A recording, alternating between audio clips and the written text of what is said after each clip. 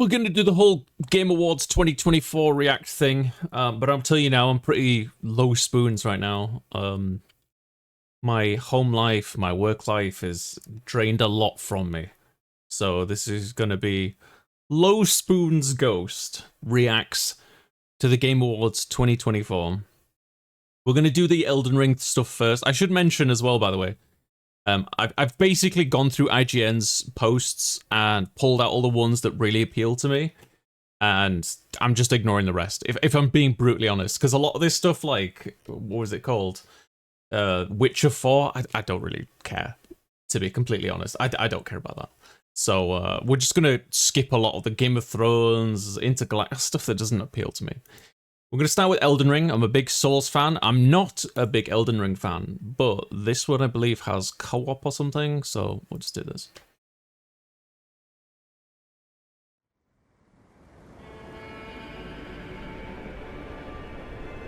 $4K this mother. Okay, smoke giants. Castles. Fields. I hate fields. I'm sick of fields.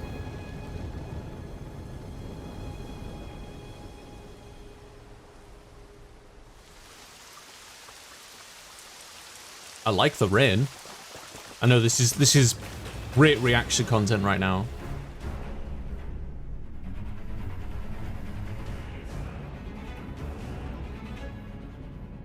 I mean, it's caught my interest.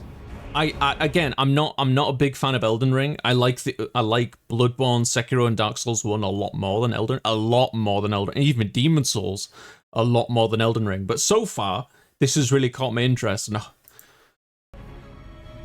I will be playing this. I just have to. I'm a Souls fan. I'm a Souls whore.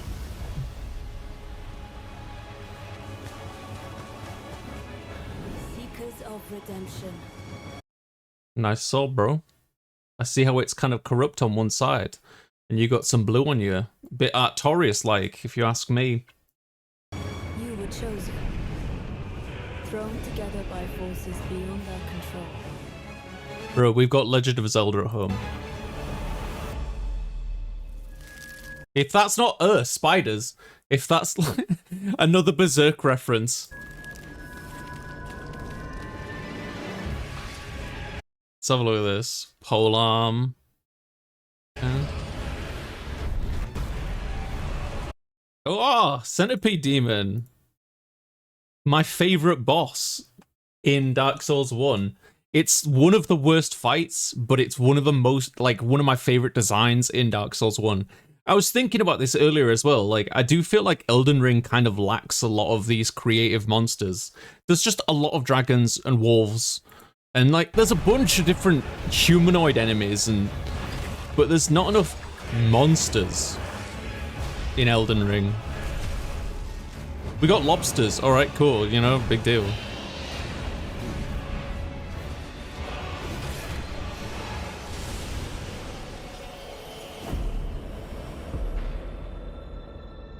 Tragedy must be averted.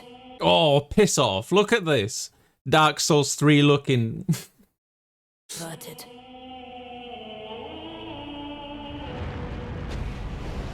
And for that, I need your help.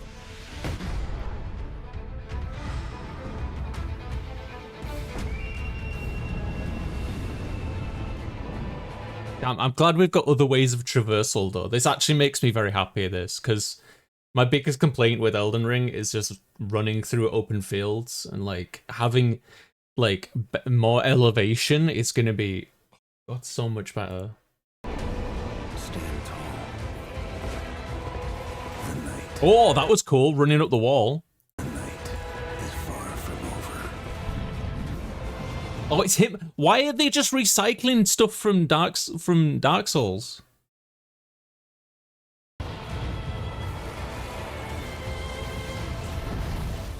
Little pillager, bent on sacking the lands of gold.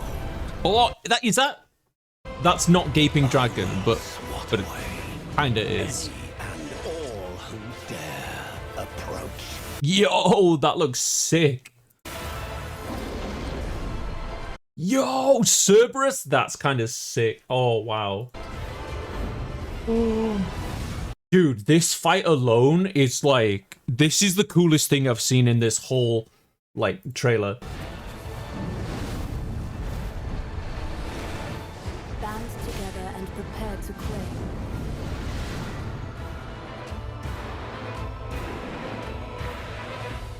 The life of the Night Lord. Is it Artorias?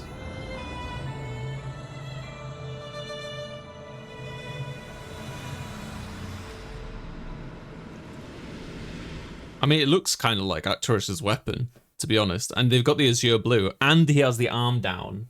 Like he's been all like knackered or whatever on that one side. I think that's the suggestion here. I don't know why they're using so much stuff from Dark Souls 1. Somebody in chat had a theory I'm going to read in a second. I'm just going to put this on. Oh, hang on. We'll have to listen to this. Somebody in chat said, so my theory is the Souls timeline broke and enemies from all the games are pouring in. My theory is they're just trying to milk the franchise and nostalgia. Sprawling subterranean otherworlds to the startling second phases that completely turned the tables in so many of its boss fights, 2022's Elden Ring was a mesmerizing action RPG adventure that surprised players at every turn. Now, more than 2 years later, it appears that developer From Software isn't done with pulling the rug out from under the feet of its fan base just yet. With the surprise reveal of Elden Ring Night Rain, a standalone co-op spin-off that takes the cautious dungeon crawls of Elden Ring and turbocharges them into propulsive slash and dash speedrun. So, this suggests... Turbocharges them into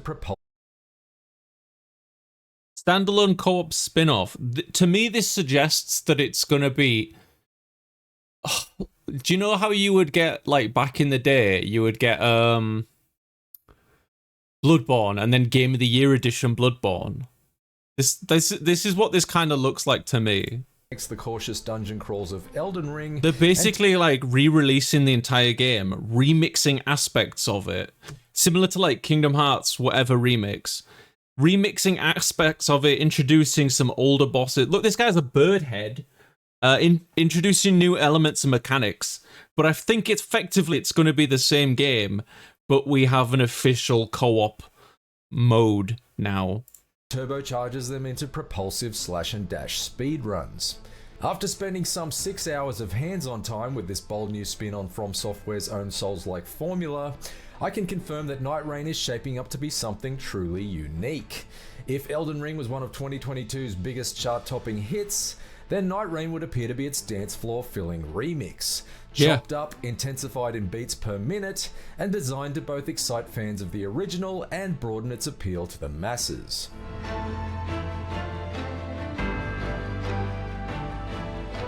Now, unfortunately, because it was such an early build of the game that I played, I wasn't able to capture any footage, even though it was running great on PlayStation 5. So I apologize for the generic footage I'll be using here, and also for my generic face. Anyway, here's how Night Rain breaks down. It's alright, mine's not much better. Stepping back into the opening area from the original game, only nothing in the landscape seems to be where you remember it. Also, there are 3 of you now, and everything seems to be happening at a much higher tempo. That's Night Rain in a nutshell. That's what I want. That's what I want. My biggest complaint, in fact, really my only main complaint with Elden Ring, is running through the bloody fields and nothing much going on at times, and it's really... with 2 other players at the start of each round, it gets old. After the 4th playthrough, it gets old. Chunk of Limgrave that has both its enemy types and structures randomly shuffled around at the beginning of each session, and it's up to you and your squad mates to build up from your lowly level 1 character's status as fast as possible by harvesting runes and earning Destiny-style loot drops as you slash and dash through every enemy-filled camp that you come across. So, what's the big rush? Well, each session of Night Rain is structured as a 3-day cycle, with each in-game day taking about 15 minutes to complete. I'm sorry, what? At the start of the first day, you can pretty much pick They've made it into a roguelike? to plot your whirling path of destruction along, but as day approaches night, the space you can operate in narrows, and you're liable to be killed by acid-like rain should you find yourself caught for too long beyond the perimeter of the rapidly shrinking circle on the map, known as the Ring of Rain. Ooh, I in don't that know. regard, Night Rain is a bit like Fortnite, only Yeah. with more medieval forts and knights, and considerably less TikTok dances.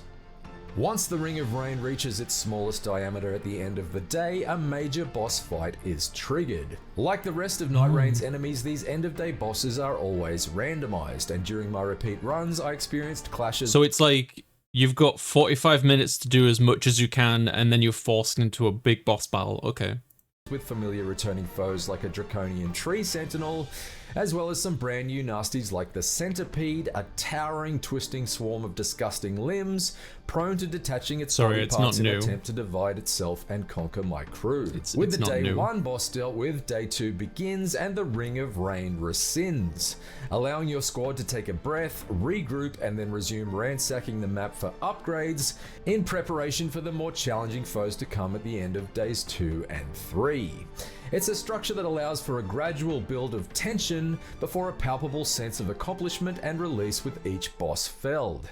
Over time, my squad mates and I became a well-oiled machine as far as getting the balance right between beelining for churches to snatch up valuable HP flasks and taking down the more major overworld enemies like dragons and hippos in order to get maximum XP Hippos. boosts for buck before the map was cast back into darkness. We were also able to eventually settle upon the best combination of heroes for our group. You see, Night Rain doesn't feature the lengthy list of generic character classes that the original Elden Ring did, and players won't have to Google the difference between vague-sounding archetypes like the Prisoner and Wretch when they first hop into play. Instead, Night Rain offers 8 different heroes to choose from, each with very clearly identified strengths and weaknesses, in order to make it as easy to jump into as possible. 4 were playable in the preview build. Wilder is an all-rounder hero type with a good balance between speed and attack power. Guardian is a burly tank type with heavy attacks and increased damage resistance. Duchess is a nimble type with fast attacks and a killer Look at this friggin' spider creature. Ugh, I hate spiders. quick step ability. And Recluse is a mage type with ranged magical attacks. Additionally, each character features a unique skill and ultimate attack that both operate on cooldown timers. Wilder is able to use his hookshot skill to either reel in smaller enemies like Scorpion in Mortal Kombat, or to quickly zip past the swinging arms of a major boss in order to sneak a few strikes in from behind. Guardian is able to conjure up a mini tornado to knock swarms of enemies off their feet, while Recluse can put a marker on an enemy so that every time that enemy is attacked, the damage is siphoned into boosts for her own HP. These unique abilities are all extremely useful in their own right, but finding ways to combine them with the special moves of your squad mates is key to surviving Night Rain's toughest enemy encounters. One strategy that my squad grew to rely on quite heavily was to unleash a damaging ultimate attack on an enemy such as Guardian's swooping dive bomb, then immediately follow it up with Duchess's restage skill, which basically creates an instant replay of the last attack landed and allows you to double the total amount of damage inflicted. It's in finding killer I like that it combinations of- I like that it allows, and I guess by design promotes the idea of this cooperative play, but like actually formulating a plan and a strategy and executing that, not just playing together. So moves such as these that the co-op focus of Night Rain really shines. And after multiple failed attempts, my squad was finally able to progress through to the 3rd day of the cycle, which climaxed in a fight against a snarling, Cerberus-like beast called Gladius, which forced my team to coordinate and queue up skills and ultimate attacks with painstaking precision in order to overcome it.